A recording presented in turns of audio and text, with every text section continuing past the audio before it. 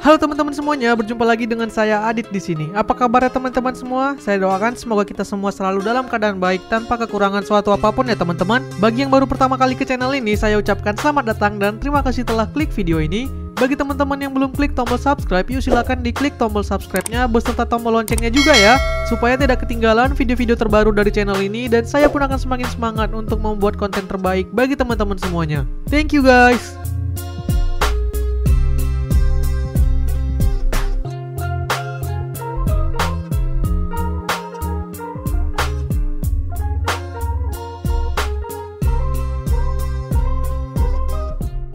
Pada bulan Agustus kemarin, Xiaomi baru saja merilis seri Redmi terbaru yang sekaligus menjadi penerus dari Redmi 11. Apalagi kalau bukan Redmi 12. Redmi 12 ini diluncurkan dengan harga mulai dari Rp1.999.000 untuk varian 8/128 dan Rp2.199.000 untuk varian 8/256. Artinya dia masuk ke kelas 2 juta kecil ya.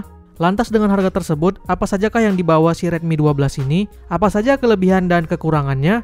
Nah, di video ini kita akan bahas kelebihan dan kekurangan yang wajib teman-teman ketahui sebelum membelinya, agar tidak salah pilih dan sesuai dengan kebutuhan teman-teman ya. Oke, kalau gitu tanpa berlama-lama, mari langsung aja kita bahas. Kita mulai dari kelebihannya dulu. Kelebihan yang pertama, kamera sangat lengkap di kelasnya. Seperti biasa, smartphone Xiaomi selalu dikenal dengan kelebihannya pada sektor kamera, karena di kelasnya dia bisa memberikan kamera yang paling lengkap. Hal tersebut juga masih terjadi di seri Redmi 12 ini. Di kelas harga 2 juta kecil, dia sudah memberikan 3 jenis lensa, yaitu lensa utama 50 megapiksel, lensa kedua 8 megapiksel, dan lensa ketiga 2 megapiksel makro.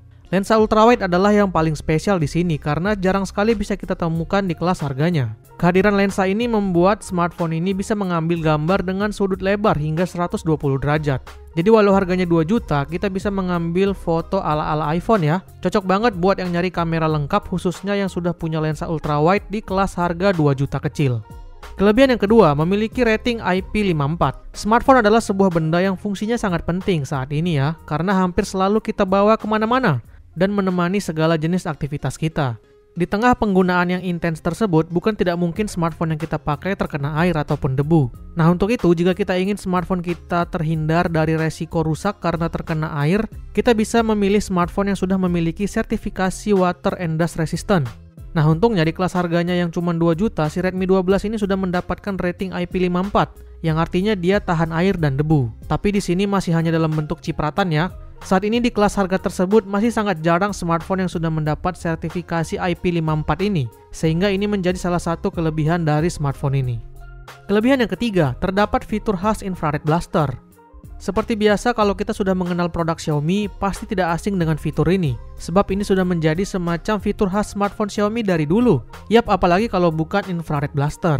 Berkat adanya infrared ini, smartphone Xiaomi bisa berfungsi sebagai remote untuk mengontrol perangkat elektronik yang ada di sekitar kita, seperti AC, TV, dan sebagainya. Di Redmi 12, fitur ini juga tersedia ya, sehingga kita bisa menjadikannya sebagai remote untuk mengontrol semua perangkat elektronik kita, tanpa perlu menggunakan remote yang berbeda-beda. Hal ini tentu akan membuat penggunaan remote menjadi lebih praktis.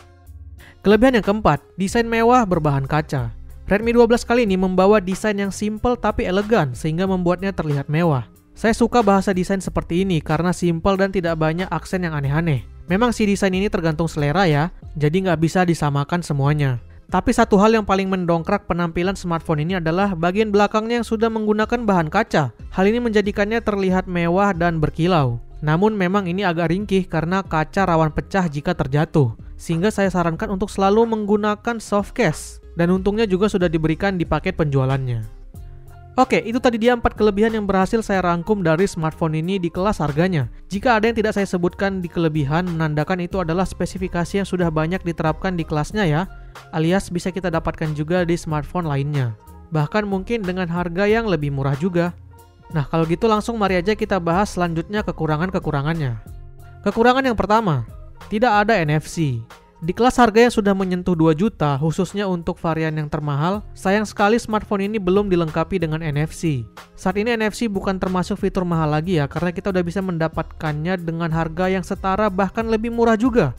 Bagi saya sendiri, NFC ini cukup penting karena saya sering menggunakannya untuk mengisi ulang kartu e-tol. Jadi kalau orang yang punya kebutuhan mirip seperti saya, maka ini bisa menjadi deal breaker.